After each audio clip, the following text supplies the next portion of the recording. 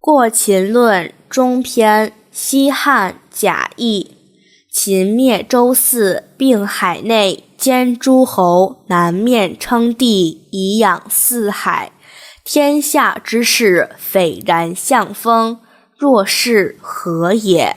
曰：晋古之无王者久矣。周氏卑微，五霸既灭，令不行于天下。是以诸侯立政，强凌弱，众暴寡，兵革不休，士民疲弊。今秦南面而望天下，是上有天子也。既源源之民既得安其性命，莫不虚心而仰上。当此之时，专威定功，安危之本在于此矣。秦王怀贪比之心，行自奋之志，不信功臣，不亲士民，废王道而立私爱，焚文书而酷刑法，先诈立而后仁义，以暴虐为天下事。夫兼并者高诈立，安危者贵顺权，此言取与守不同数也。秦离战国而望天下，其道不义，其政不改，是其所以取之守之者无益也。孤独而有之，故其王可立而待也。借使秦王论上世之事，并殷周之计，以治愈其政。后虽有淫骄之主，犹未有轻微之患也。故三王之见天下，名号显美，功业长久。今秦二世立，天下莫不引领而观其政。夫寒者立树赫，而饥者甘糟糠。天下萧萧，新主之资也。此言劳民之义为人也。向使二世有庸主之行而任忠贤，臣主一心而忧海内之患，缟素而正先帝之过。列地分民以封功臣之后，建国立君以理天下。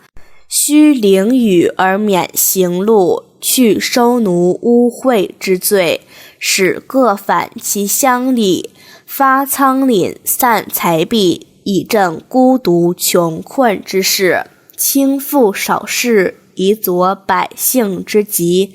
约法省刑，以持其后，使天下之人皆得自心，更节修行，各慎其身，塞万民之望，而以圣德于天下，天下息矣。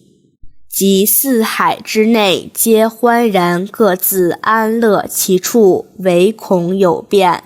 虽有剿害之民，无离上之心，则不轨之臣无以事其志，而暴乱之间靡矣。二世不行此术，而众以无道，坏宗庙与民，更使作阿房之功。凡行言诛，吏治克身，赏罚不当，赋敛无度。天下多事，吏不能纪，百姓困穷而主不收恤。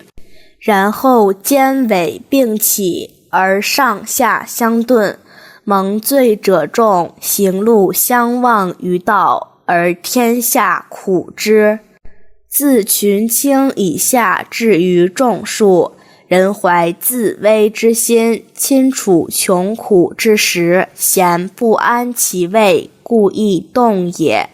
是以陈涉不用汤武之贤，不借公侯之尊，奋臂于大泽，而天下响应者，其民危也。故先王者，见终始之变，知存亡之由，是以牧民之道，务在安之而已矣。下虽有逆行之臣，必无响应之助。故曰：安民可与为义，而危民亦与为非，此之谓也。贵为天子，富有四海，身在于禄者，正之非也，是二世之过也。